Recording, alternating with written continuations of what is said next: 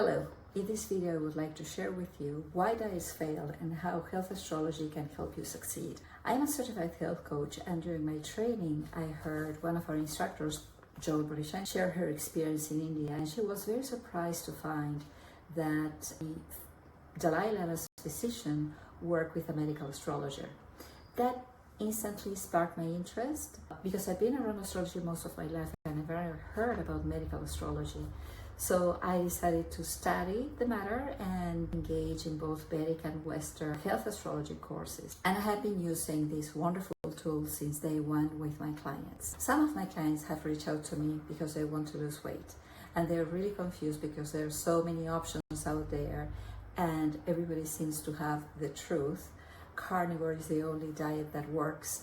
Paleo is the only diet that works. Let's go back to our origins. Whole plant-based diet is the only one that works. Mediterranean, look at the blue zones. There are so many options out there that they're really confused. So what if I tell you that there are two factors that none of these diets are really considering? The first factor is your uniqueness, your bio-individuality. By looking at the planetary positions in your birth chart, we're able to know which organs are weak, which are strong, which are your nutritional deficiencies. So that allows us to tailor-make a very specific diet that is just the best one for you, to support your body and even suggest lifestyle changes and even exercise routines. So let me give you an example.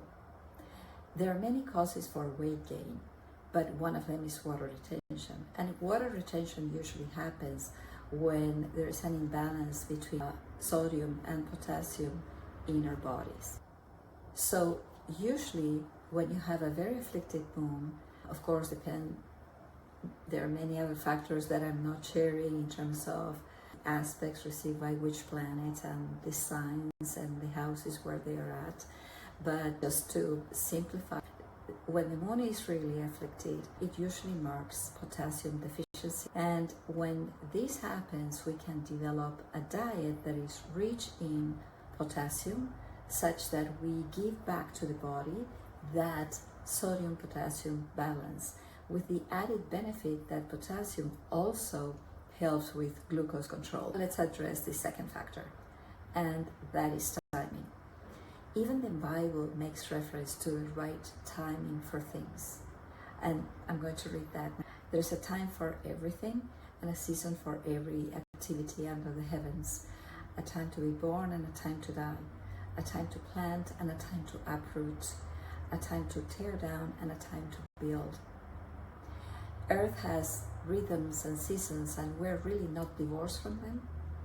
Take the farmers, for instance. They have been following, at least in North America, in the US and Canada, the Farmer's Almanac, which is a publication that has been around for the last 200 years, and they are awesome at predicting the weather. Of course, they never disclose their secret predictive sauce, but what they share in their website is that they use three key things: the sunspot cycle, the moon phases, and the planetary positions. The moon cycles have a huge impact in many areas of Earth. We're most familiar with the ocean tides, but the moon cycles as well influence our body and in particular the human reproductive system. Did you know that our fertility and birth rates are absolutely influenced by the moon cycles? So what does this mean for you? Well, it means that understanding timing can make all the difference between failure and success. Again, let me give you a couple of examples. If you want to undertake a detox diet, well, then the best moment to undertake a detox diet is probably the day after the full moon. When the moon starts shrinking or waning, that's when the body is at its highest capacity for detoxification. On the other hand, if you want to incorporate a lot of nutrients, then the best moment to do so is right after the new moon, when the moon is increasing or waxing, that's when your body is at its highest capacity of absorption. So you need to be careful with carbohydrate, and in particular, well, not all carbohydrates are made equal, but we can talk about that in a different video. The other thing that goes beyond diets is that the more the moon waxes, the more you need to avoid surgery, because in that phase the moon really doesn't help with wound healing. And if you want to shed some weight, and you know that for a year and some weeks Jupiter is transiting your first house, you know that the timing is not really supporting you. Jupiter expands, and it will be expanding over your physical body, probably increasing your appetite.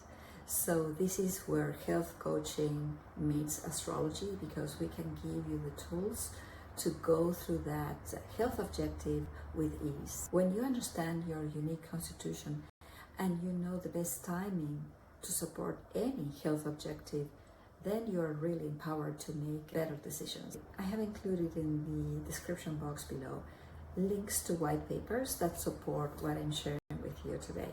I've included a link to my ebook that will help you draw your chart and have a better understanding of which are the key features regarding weight gain and weight loss. I'd like to hear from you in the comments below, and I would like you to share which is your biggest takeaway from this video. Thank you for watching.